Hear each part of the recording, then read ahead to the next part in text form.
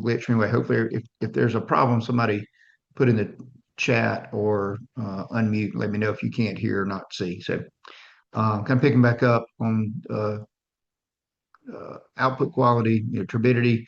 Definitely higher turbidity at the bottom of the basin than it is at the top. Maintenance.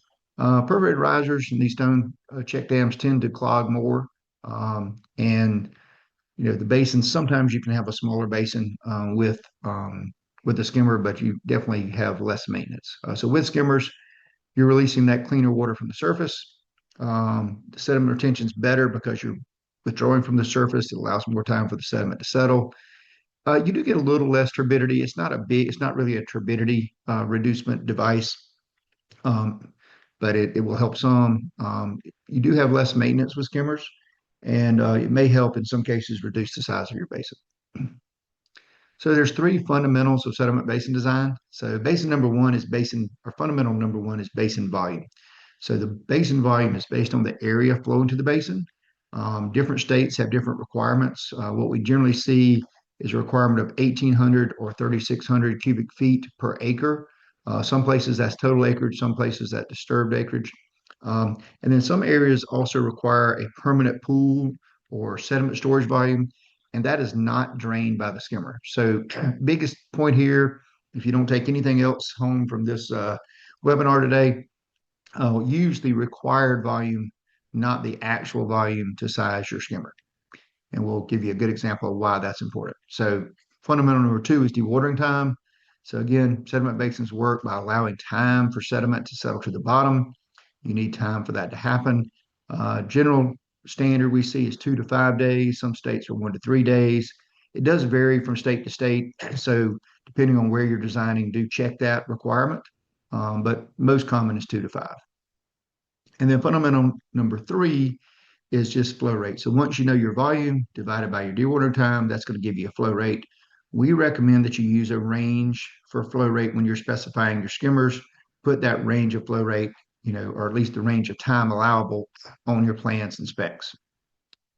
So this little quick example of why we focus on the required storage versus provided.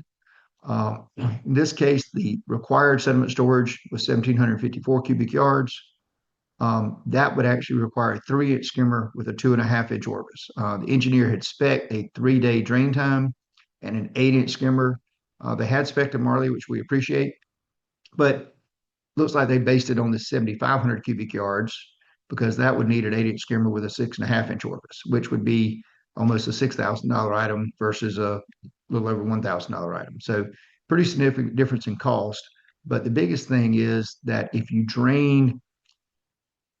an 8-inch skimmer in, it's going to drain this required volume in less than 9 hours. And if your requirement is a minimum of 1 day or minimum 2-day drain time, you are now out of compliance with the requirement there. So you're draining this too fast. Most likely, you're also releasing water that is a higher sediment concentration in it than it would if you had sized the skimmer based on that lower volume. Like I said, we talk about different states each month. So this month we're looking at North Carolina. North Carolina, we'll say, is kind of the first state that required skimmers. So they kind of set the standard in some cases. So, in North Carolina, if you've got 1 acre or more, uses outlet structures that would draw water from the surface, unless this is infeasible. And it's pretty rare this is infeasible. In North Carolina, the extended cold doesn't really apply. Got some folks that have joined us from maybe Ohio or Indiana or Michigan or Minnesota. You may have the extended frozen conditions there that may make skimmers a little more difficult in certain times of the year. North Carolina standards, 1,800 cubic feet per acre of disturbed area. So some areas require that storage volume based on total area. In North Carolina, it's disturbed area. Minimum dewatering time is 48 hours. You got to dewater from the surface, like we talked about. And if you're using a skimmer, you should dewater in 2 to 5 days. So a lot of times we see a target of 3 days. You're allowable anywhere from 2 to 5. They do have some, North Carolina DEQ has some sediment basin design standards. Again, maximum drainage area, 100 acres, got that minimum storage volume. They have a minimum surface area formula on there. minimum dewatering time.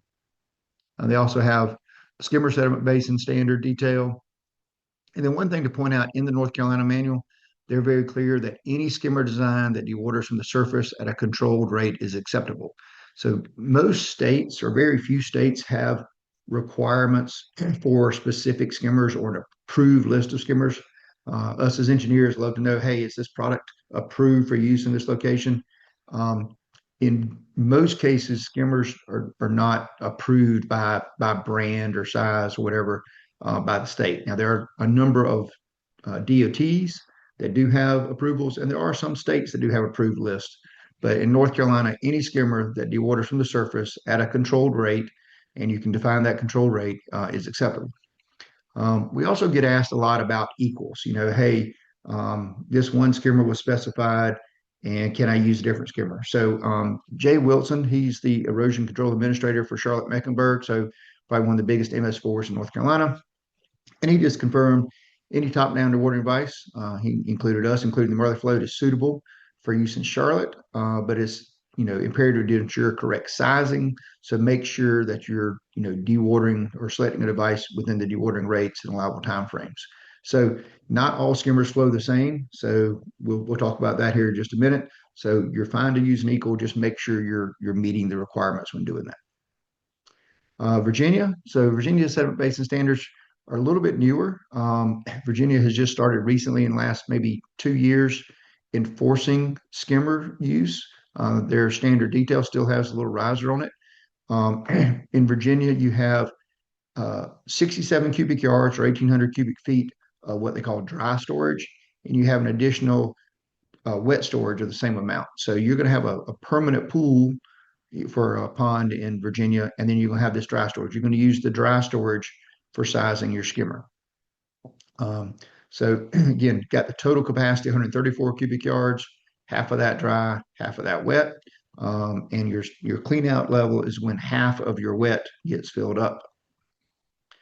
You want to design the outlets to pass the 25-year storm, and the principal spillway is used in the design of this principal spillway shall pass at least the 2-year storm by itself, with the emergency spillway passing the 25-year storm.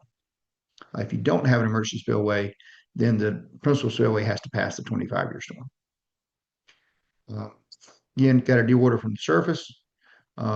Says sediment basins must not dewater in less than 24 hours, nor take longer than 120 hours. But when you're using a skimmer, it says 2 to 5 days. So with a skimmer, they want it in that minimum of 2, maximum of 5. So, and then Indiana, other state we're looking at today. Indiana is also relatively new to requiring skimmers. Indiana has one of the largest dewatering volumes of any state that we've seen. So it's 5,600 cubic feet per acre, and that's for total acreage. Or you can calculate the 1-year 24-hour storm volume.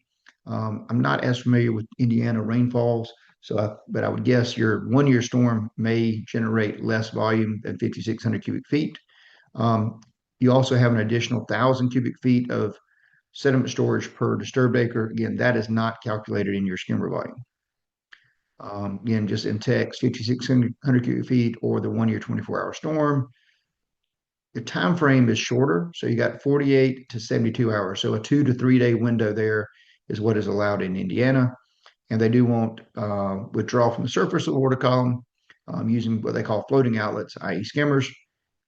They do recommend alternatives for a freezing time period. So if you're in a portion of Indiana or any state for that matter, where you're going to have some extended frozen conditions, we would recommend adding a perforated riser with a valve on it so that you can use that if the pond is frozen. And again, you've got that minimum 1,000 cubic feet of storage per disturbed acre, and they specify should not be included in the dewatering storage volume. Then they have this design, temporary sediment basin design data sheet, just the same information again, so I won't go through that and bore you, but got all that same requirements on there. They do have floating outlet standards to drain from the surface.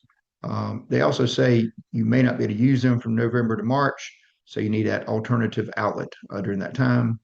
And then your discharge capacity is that what we said, Deordering volume divided by deordering time gives you that required flow rate. So that's kind of a quick overview of those states. And so hopefully you find that useful. We also, like I said, if you're in a different state, we have probably covered you in a prior webinar. So you can look on our YouTube channel or our website for some of those. So, all right, we've got another poll here. If I can get it to come up. I'd like to just know where you're located. So if you're not, if your state's not listed, please just put in other, and you can put in the chat where you're from. Try not to make the list too long, but try to include where we see a lot of people come from each month. So got at least one from Florida, and Maine. Welcome. We don't see a lot from Florida, Maine, or Colorado, so happy to have you here.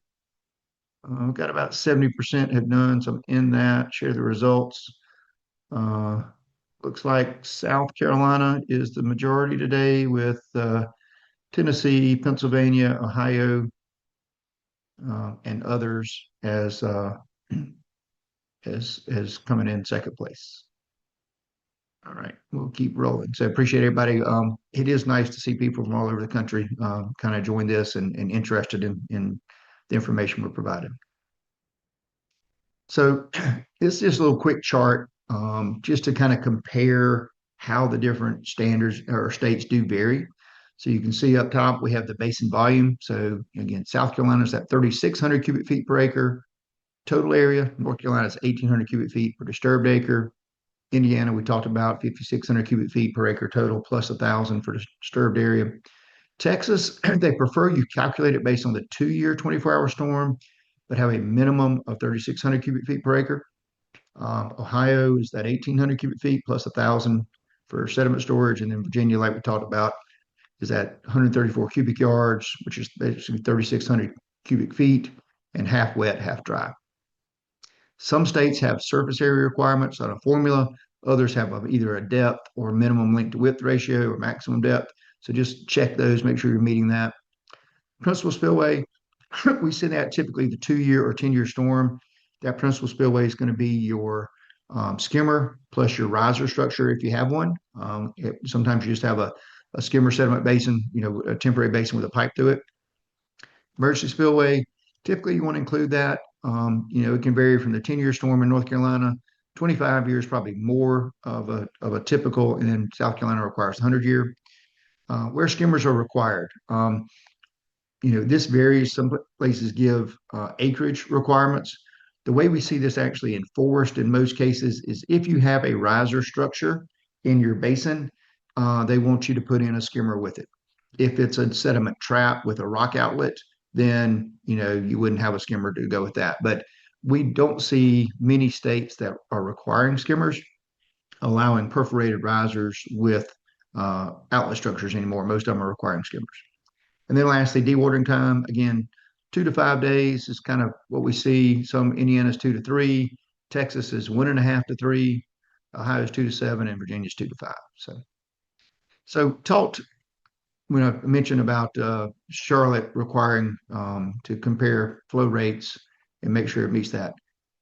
Skimmers are kind of always thought of as constant head, constant flow devices. And then a lot of times you just assume, hey, whatever size skimmer is the same as whatever size skimmer, regardless of brand. That's not really the case. So this was a study done by TRI Environmental. They actually did this when Georgia was updating their erosion control manual. They did 3 different skimmers. Their test tank is 4 feet deep. And you'll see 2 of the skimmers at 1 foot of depth were pretty close. They're right at 37 GPM. The third one was nearly double at 70 GPM. As you go from 1 foot of depth to 4 feet, all the skimmers had an increase in flow, about 25% increase over that depth. Again, 2 are pretty close, around 50 GPM, and one's at 90. So the main point is if you simply said 3-inch skimmer on your plans and you intended to have one that flowed at this rate and you got one at this rate, then you may not be compliant, or vice versa. You may hold the water in the pond either not long enough or too long. So really important to specify that flow rate and time frame on your plans when you're doing your design. So kind of running back over, we call the skimmer design formula. So number one is just calculate that required basin volume. So whatever the drainage area is, again, either total disturbed times your regulatory requirement.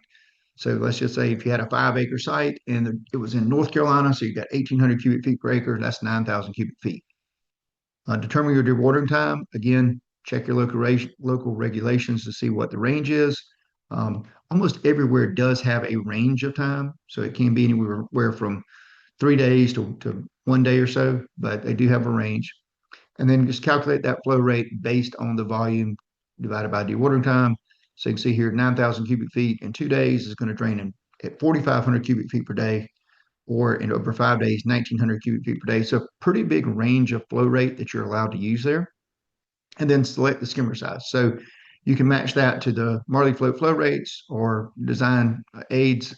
Most manufacturers have a design aid or chart or an online tool that'll help you match that and size the correct skimmer for that volume and time frame.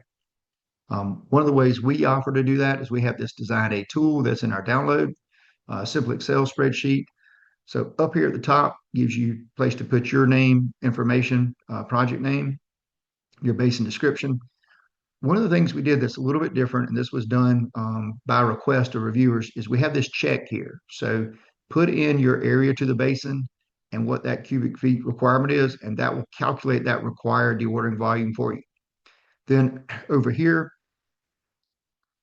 this is where you put in your data. So you'll put in your min and max time to drain.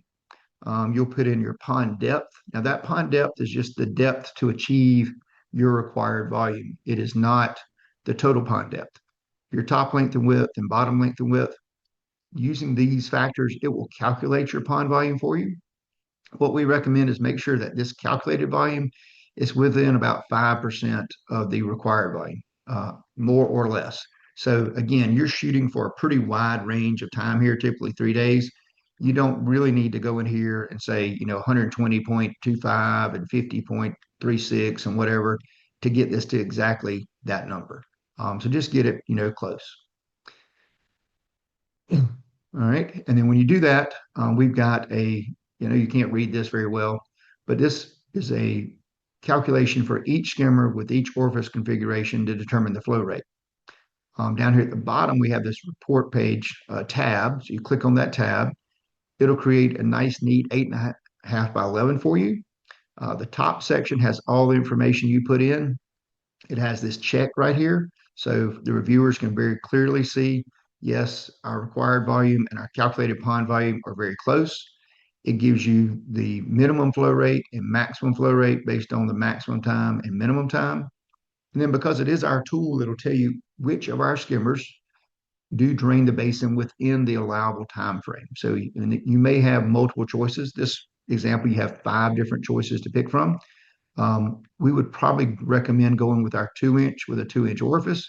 It's going to drain in 69 hours, so kind of close to that 3-day drain time, which seems to be preferred. It's also going to be the least expensive product for your client and do the job. So, but if you want to drain it as fast as possible, if you've got a 48-hour time frame, you can go to the 4-inch with a 2-inch orifice. It's going to drain a little faster. So, really up to the engineer as far as what you'd like to use there. So we also have some details available to download. These have been compiled from multiple states, and we have tried to kind of make it a one size fits all. They're available in PDF and CAD. In CAD, you can edit all this very easily to whatever your local criteria is. So many places have a minimum or maximum length to width ratio. If that applies, you can put that in here. Minimum required volume, again, that's going to vary by state. Surface area requirement, sometimes you have a formula, sometimes you don't, may have a minimum or maximum depth. And then here's where you set your minimum and maximum time. So that 48 to 120 hours or whatever it may be. Then down here, you've got a data block for each basin. So you got your basin identification, A, B, C, 1, 2, 3, your drainage area, disturbed area, your Q, whether it's Q10 or Q2, depending on your location, basin volume. Again, you got your required and provided. A lot of times that provided is going to be much larger than required. If this is going to be a multi-purpose basin that's going to be converted to a detention pond later, your provided volume may be 5 to 10 times what the required volume is. Surface area, just want to make sure your provided meets the required. Then you got your outlet information, outlet invert, barrel pipe size, riser size, spillway, etc. Then you get over here to your skimmer size, skimmer orifice diameter, skimmer manufacturer. You want to spec that so that you know what the skimmer is based on. Is it equal allowed, yes or no? And then, what that flow rate range is, and you can put that in there. So if you put this flow rate range and you say you spec a Marlee and the contractor calls you up and says, hey, I got another skimmer left over from this other job. Can I use it? As long as it's a size that falls within that flow rate range and you've said equal is allowed, then yes, you can swap that out. So most time you're going to have equal allowed, yes, but there may be some situations where you don't. This is our standard detail. So just a couple of quick things on the detail. Um, all of our details have the flow rates for each skimmer with each orifice size on them, and we have a flow rate at 0.1 to 4 feet. We also, our orifices are a little bit different than others. We have standard orifice sizes. So, this is our 4-inch. So it's got a 2-inch to 4-inch orifice. It's got a 3.5, 3, 2.5, 2, and then the standard skimmer has a 4-inch. So very easy to change that. There's a little video later about that. Number one question we get is the length of pipe. So how long should this pipe be? Well, it should be about 1.4 to 1.5 times the height of your riser structure. What this does is allow the skimmer to be, that pipe to be at about a 45-degree angle when the skimmer is floating, at the top of the riser elevation. So we also have an online design tool, and I'm actually going to jump to our website for this section. Let's do it live here. So this is our website, rymarwaterworks.com. If you go to Marlee Float, you go here to our sizing calculator and scroll down. So you can enter your basin names. I'm just going to put a kind of generic. One thing we've done is we have this drop down now where you can select your state. Okay, so let's see, we're talking about Indiana today, so I'm going to pick Indiana. And it automatically fills in this 5,600 cubic feet, and it fills in time, 2 to 3 days is what's allowed in Indiana. So now you can either just enter your acreage. So let's just say your site is, say, let's call it 14.5 acres, okay? And it will calculate that required pond volume for you. Or if you already know your pond volume, let's say that you already have that information, you just want to enter it in and you said, hey, it's 85,000 cubic feet, you can do either one. You can also change this range of time if you need to.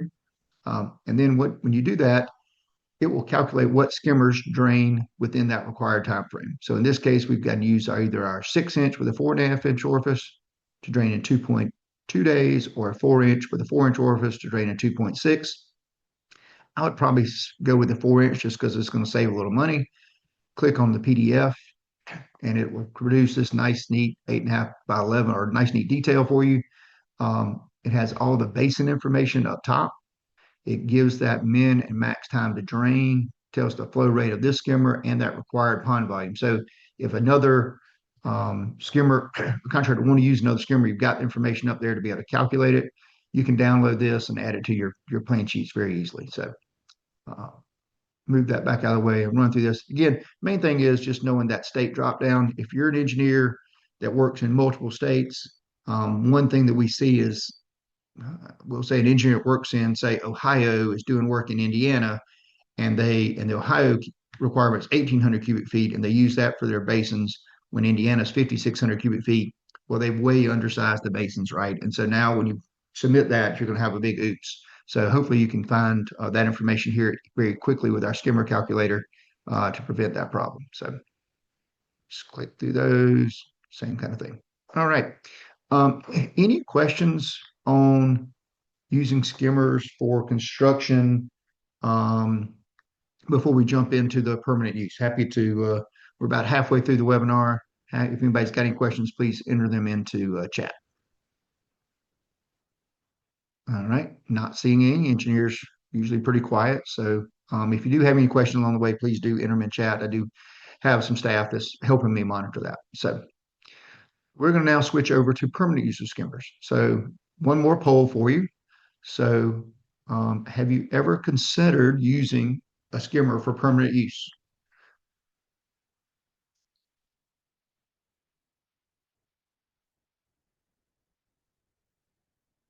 All right, we've got less than half. I'm trying to get at least half people to respond before I close that out. So, all right, we're gonna got just over half. So we'll do that. Share it. So, majority, 62% said no, which is pretty typical. Then about 25% have considered it, and we got three that have done it, which is awesome. Love to hear that. So I'll stop sharing that. Go back. Do have a question. Said, can you repeat what the multiple was to determine the skimmer length? So 1.4 to 1.5 times the height of the riser is what we would recommend there. So whatever your riser structure height is, you want to do about 1.5 times that. So if you got a 4 foot high riser, 6 foot length would work for you. All right, so moving back into this. So we're going to kind of talk about dry basins and kind of comparing traditional dry basins versus using skimmers. So you've got a typical dry basins. It's probably the most common BMP out there. Um, and for most basins, once construction is complete, that outlet structure is based at the bottom of the pond, again, where the sediment concentration is highest and it's going to accumulate the most.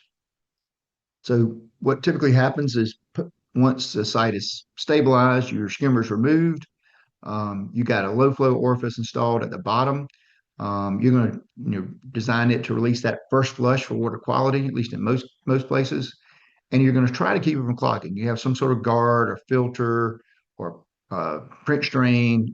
I've seen multiple types of design. Almost every engineer has their own kind of preference on how to do that. But the whole idea is, sediment's going to accumulate here. How do we keep this functioning? If you looked at a storm event, and if the inflow here is on the left side of this graphic, going over to the right, you're going to have a heavy sediment load coming in. It's going to stay suspended for a while. As it flows to the outlet, it's going to tend to settle. And so your heaviest sediment loads, again, are at the bottom of the basin, and your lowest sediment loads are here at the top of the basin. So if we could release this cleaner water at the top of the basin versus discharging from the bottom of the basin, you're going to have, you can have better results. You have better trapping efficiency, cleaner water going out of the basin. That's the whole point of the basin, right? Is to trap as much sediment on site, keep it from flowing downstream, keep our rivers, streams, oceans as clean as we can. So, like we talked about, basins rely upon natural settling of sediment particles. Very simple concept. We want to hold water, let the sediment settle. Skimmers are releasing that cleaner water from the surface. They're now required in most states during construction. They've proven to be very cost effective. So why do we get rid of them when we go to post construction? Why don't we, continue to use them for the same reasons for post construction? It would seem to make sense we would. So this is a little quick case study. So this is a pond. This was in Simpsonville, South Carolina, and yes, that entire wooded thing is a pond. So not surprisingly, it got a notice of violation. This was way back in 2013. We did this. So this site was actually a recession victim. So it was had been sitting there for a while. The pond had been sitting there a lot longer than that. But anyway, we helped them get it cleaned out. And then we noticed the pond was not functioning properly. It was holding water. We were pretty sure it was supposed to be a dry pond. You can see some orifices here. We couldn't figure out why it wasn't draining. Well, this is kind of a look upstream at the pond. You can see pretty steep, about 1.5 to 1 side slopes. This area here had all filled in. What we found was there was a 2-inch outlet that is now 6 feet below what is the now current bottom of the pond. The county required us to put the pond back into like condition, and the owner did not want to put a 2-inch outlet in there, knowing that it had clogged up and caused such problems. So after some convincing with the county and agreeing to do this as a pilot program, they agreed to allow us to install a skimmer in place of the 2-inch outlet. So that was the first installation. This was a little bit later, kind of site had stabilized a little bit. Wish the contractor put it in at the bottom of the basin, or at the then bottom of the basin, but it was getting some infiltration because there's so much muck here. Again, these are 6-foot riser sections. There's a whole nother riser section that's now below grade that had a 2-inch outlet in it. So because this was a pilot program and the county had never allowed to use skimmers permanently before, we had to monitor that and provide reports monthly for the first year. After that, we did quarterly. Well, About a year later, the owner of the site, it had changed hands, but the new owner decided to um, do some maintenance on the pond, had landscapers go out. They cut the sides, let everything fall to the bottom of the pond, and had a huge thunderstorm dump about 5 inches of rain just a few hours, washed all that debris down to the bottom of the pond. See a little skimmer sitting here is able to drain that down. If it had gotten clogged, you could get to it. Would have to pull the rope, pull over to the side, shake it out, get it to drain. But you can imagine if this was a 2 inch outlet, and that's about 7 or 8 feet of depth, and that clogged, how in the world would you get to that 2 inch outlet to unclog it? It would be extremely difficult and probably dangerous to do so. So just a good firsthand example of how skimmers can be effective to provide better function for permanent basins. So if you're going to put the skimmer in permanently, you got to know how to model it, right? We've got to do our pre and post hydrology calcs as well as water quality calcs doing that. So we're going to talk about HydroFlow. It's kind of the most common hydrology program now. So just look at a quick example. So first thing you're going to do when you build your pond, you're going to put in a stage that includes data points to enter your skimmer flow rate. So we got 0.1.3, then a half a foot up to 4 feet. Because we provide that data to you on our detail. Now, next thing you're going to do is build in your outlet structure. So you got an 18-inch pipe going out. In this case, we had to do quantity control during construction. So we have a 6-inch orifice, about 1.75 feet above the bottom of the pond, have a riser structure. It's got a rectangular weir. The pond just happens to be 4 feet deep. So we've got all our data there. Um, and here's kind of the secret sauce, this user-defined column in HydroFlow. This is where you plug in your flow rate from the skimmer detail. So at each stage, come across, enter in what that flow rate is based on the detail. So now many ponds are deeper than 4 feet. We recognize that. So how do you enter that data if it's over 4 feet? Well, you can got a couple of options. You can just use that flow rate at that 4 foot depth if it's only maybe 5 or 6 feet deep. You can extrapolate it based on the last couple of data points. Or the easiest route is you go back to our tool that we talked about before, and you put in the pond depth at whatever the depth is. So let's say the pond's 8 feet deep.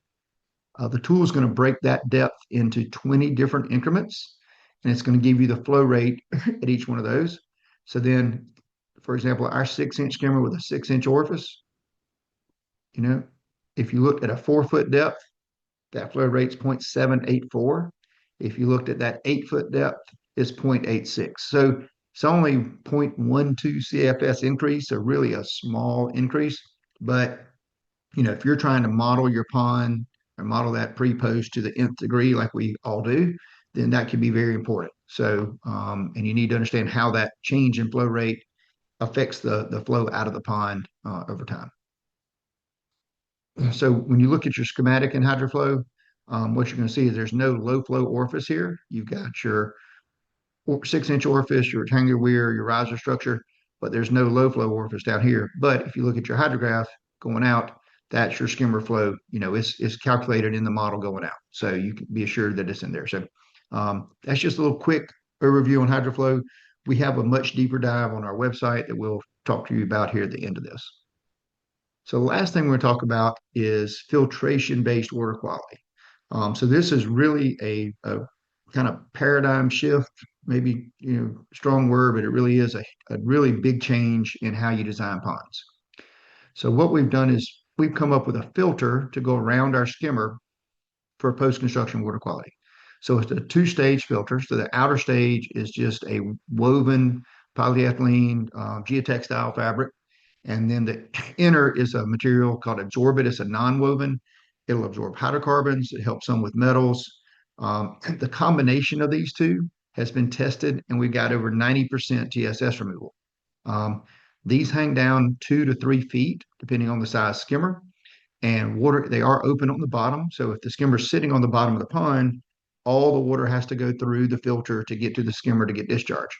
As the pond fills up, water can come under these, but it's got to be more than 2 or 3 feet deep, depending on the size of the skimmer. And we allow gravity to do the work. There's not enough turbulent force here, and these filters are pretty big. They're minimum of like 6 by 6. So a lot of area for water to come under, so you don't pull that sediment particle up to get discharged by the skimmer. So it's kind of combination filtration, gravity device to do that. So go back to our pond we showed that had the NOV. We've kind of used that pond as our R&D sandbox, so to speak. So we developed this prototype about, I guess about 3 years ago now. I know, probably, excuse me, it's been 5 years now. It's because we monitored it for 2 years in the pond before we decided to test it. One thing we realized is the inner fabric, that gray fabric, was not getting the flow rate through it to the skimmer that we wanted. Although it's rated to have about 125 gallon per minute per square foot flow, the skimmer wasn't strong enough to pull that. So what we did is we put 2 layers, we slid it into 6-inch panels, and we offset the panels 3 inches, so it forced the water to weave through there and create more contact time with the material. One interesting thing we found is that during this spring and summer, we would get some vegetation to grow in that gray fabric. So at first we were concerned about that. We thought it might root into the bottom of a dry pond. That never happened. We are exploring ways to maybe do some nutrient removal, looking at partnering with a couple of different people, either a floating wetland or another product that can help with nutrient removal by using the skimmer and their products together. So again, we monitored this for about 2 years. In this picture, you can see there's much less turbidity inside the filters than outside. And this is the actual pond outflow rate. I wouldn't drink it, but that's pretty clean water considering what's going in that pond. And again, we tested it and we got 90% TSS removal by a third-party testing. So it's really important to understand testing. Testing, if it's done right and done per standard, very reliable. If it's just like a generic, I made up my mind how I'm going to test it myself, and I dumped 100 pounds of gravel and I got 90% removal, well, that doesn't really tell you much. So the way we tested this was we used TRI Environmental, and there's an ASTM standard now for testing stormwater sediment retention devices.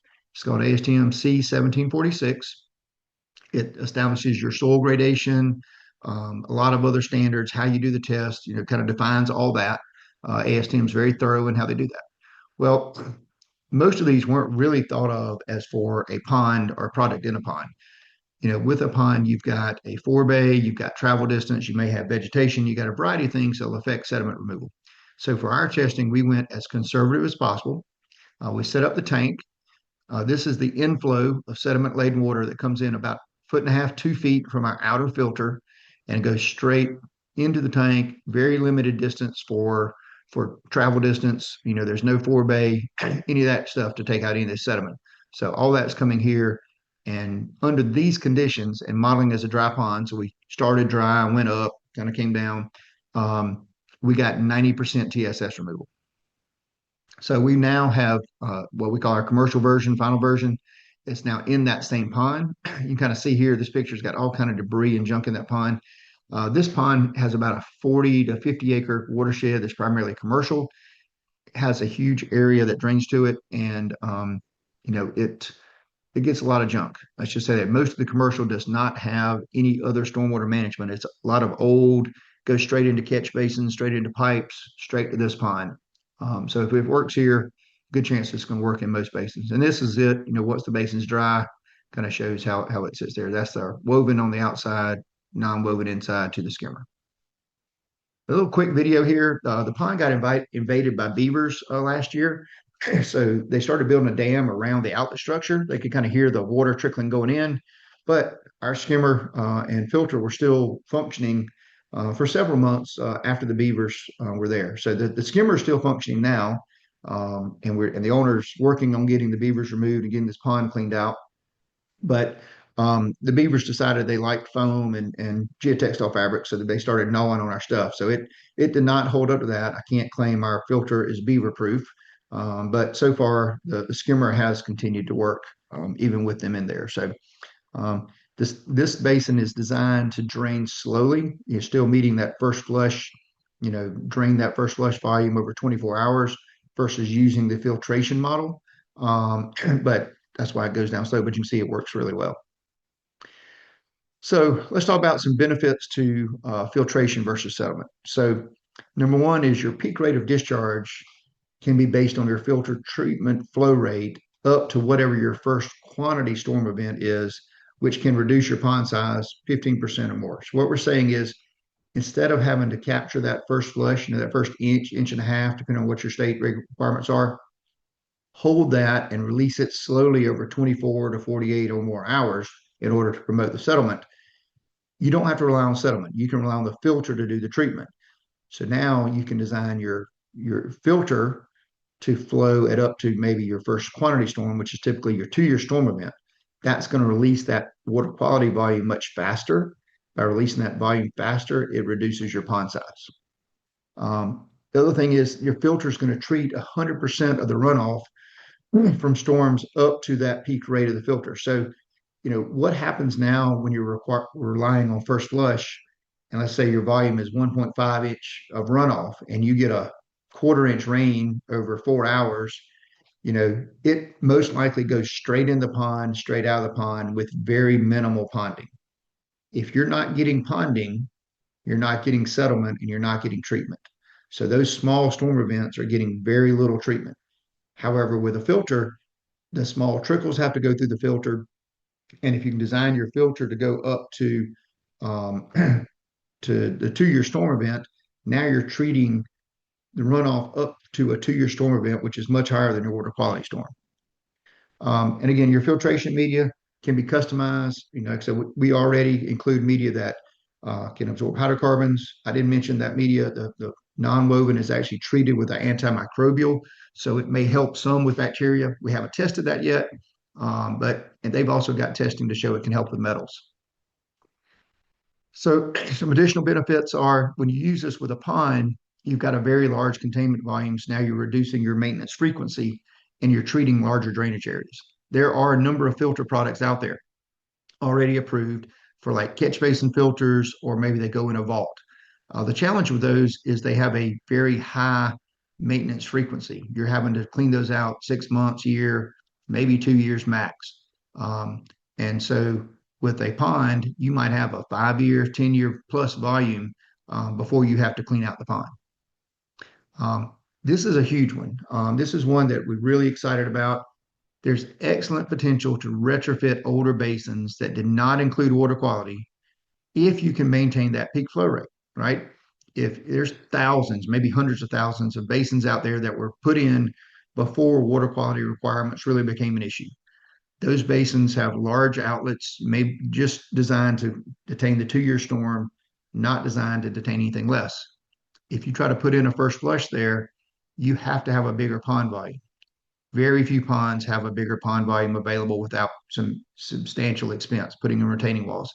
However, if you can put in the skimmer, and the skimmer can keep up with your 2-year storm flow, now you've maintained your storm flows, so you don't have to change your pond volume, and you've added water quality. So we're actually working with Forsyth County, Georgia, just outside of Atlanta, to help retrofit some of their basins. Working with several other Georgia counties. I know we have some big folks from Georgia on here today. One of the requirements for some Georgia MS4s is that they go back and look at MS4 owned properties and see if they can retrofit them to provide water quality if they don't. It's been very difficult to do that, but with our system now, they're looking at it as something we're really excited about putting into place. Also, filters and ponds can be easy to access and maintain, especially if you compare that to a vault system, underground system that requires confined space entry. So we take it a step further and we talk about the benefits to using skimmers with filtration. Okay, now we've got a flow control device. So a skimmer can be sized to control the peak rate, make sure that peak rate of flow through the filter doesn't exceed what the filter can handle. The skimmer increases the filter efficiency because you're withdrawing from the surface. So the water's cleaner here at the surface. We could put a filter down here at the bottom. But what's going to happen? It's going to be heavy sediment accumulation. It's going to clog up really fast. By attaching the filter to the skimmer, we're now raising it in the basin. We're treating the cleaner water, and so our filter lasts longer. And then again, pretty easy to access. Now you can get attached. If it's a wet pond, you just pull it over the side. If it's a dry pond, drain down, walk out, get to it. Easy breezy to do the maintenance. There are some challenges to using skimmers with filtration. So number one, filters are prone to clog over time. They're going to require maintenance and periodic cleaning or changing. That is true for any stormwater BMP, no matter what. Um, our filters right now, we're recommending replacement every 2 years. That's based on our prototype and our first commercial model. They both lasted over 2 years in our sediment basin. Um, our commercial model might have lasted longer had the beavers not got in there. So we were going to put a new one back in there soon and continue to monitor that. Um, Also, we'll say I'll add, I don't have it in here, but frozen conditions. If you're in a area where you have extended frozen conditions, the skimmer filter option may not be the best for you. We would love for it to be a one size fits all, works everywhere. Reality is, if you've got several months of frozen conditions, that may not be the best thing to use. So just as engineer, you decide what fits your site. Um, Skimmer's got to be durable. It's got to last more than a few years and be suitable for permanent use. So you're not going to use a PVC product for this. It needs to be an HDPE, needs to be UV resistant, heavy duty, something that doesn't degrade. And one of our biggest challenges, there are no established standards for basis of design and permitting based upon combining pond and filter. I'm sure we have some MS4 regulatory folks on with us today, which thank you for joining. Um, I'd be willing to bet pretty hefty sum that there's nothing in your manual that says here's how you put a filter in a pond. You may have some MTD stuff, you may have some proprietary product stuff, but you don't really combine those with ponds very often. So we're working very hard to provide those standards, and so that they can be implemented, where it makes sense to do so. So this little quick example of how you reduce your pond size. So I ran numbers on a 5 acre site. I went from a wooded site to commercial. Um, if I did the first flush method, then I could release that first flush at 0.25 CFS, and my pond needs 0.245 acre feet of volume for just that water quality storm. With the filter method, I'm releasing it at 0.7 CFS. My 2 year storm rate was like 0.78 or 0.72, something like that. My storage is only 0.174. So I've got 30% less volume just by releasing that first flush at zero point 0.7 versus 0.25. So just letting the water out faster reduces your pond size. And again, we're treating it to a 90% TSS for all the storms from the trickle all the way up to your 2 year. So one more question. Now that you are aware of the benefits, would you consider a skimmer for permanent use, understanding it's a tool in toolbox, not right for every site?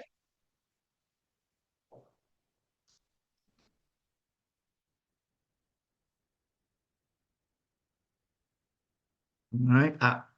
We've got almost 50% respond.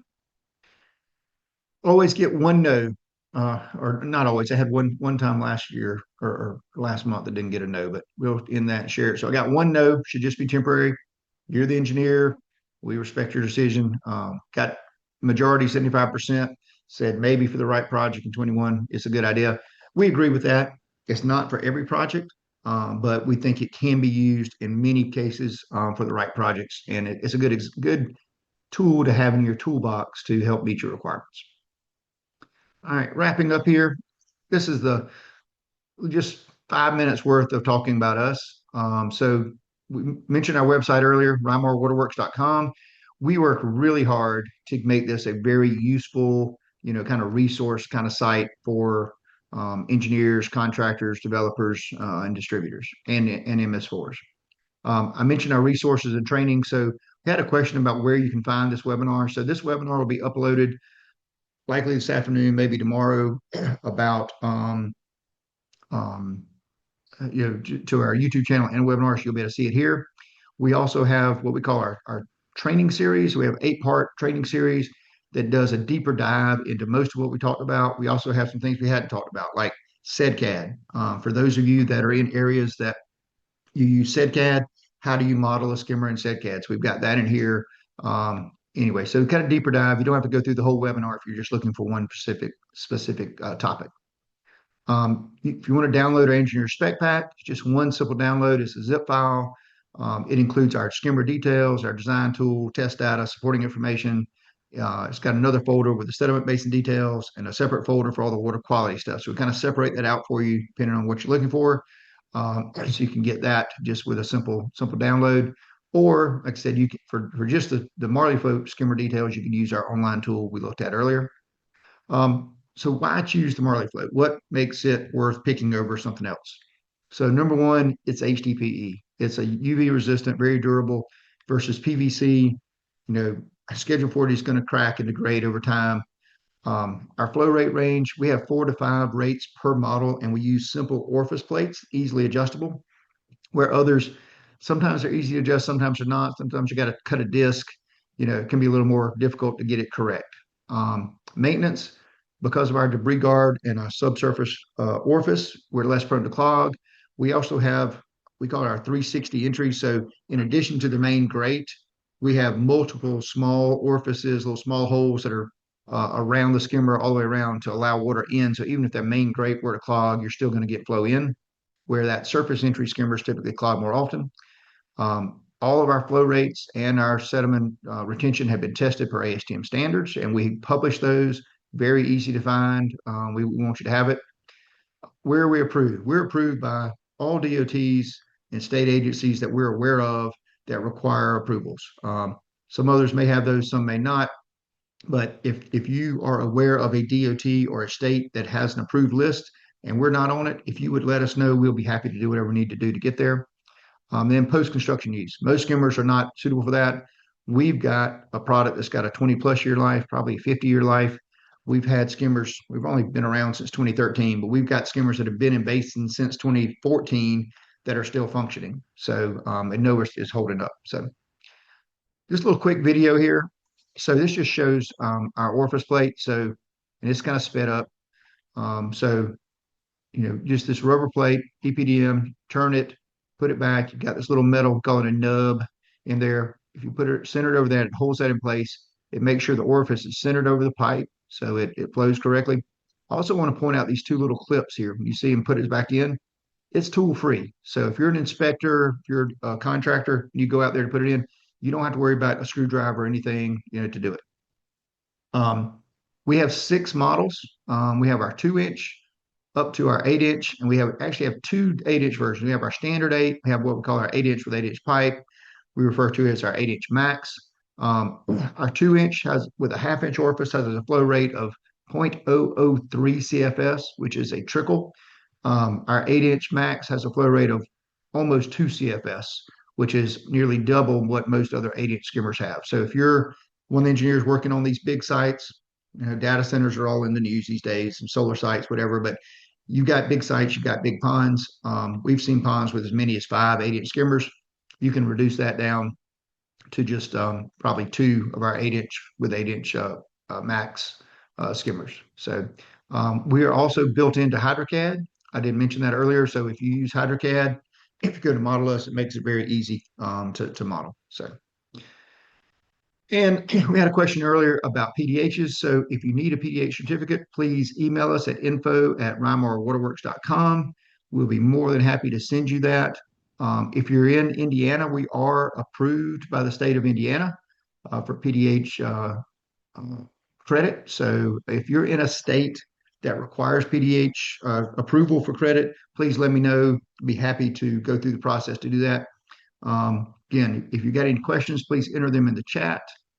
I am going to go ahead and stop the recording right now.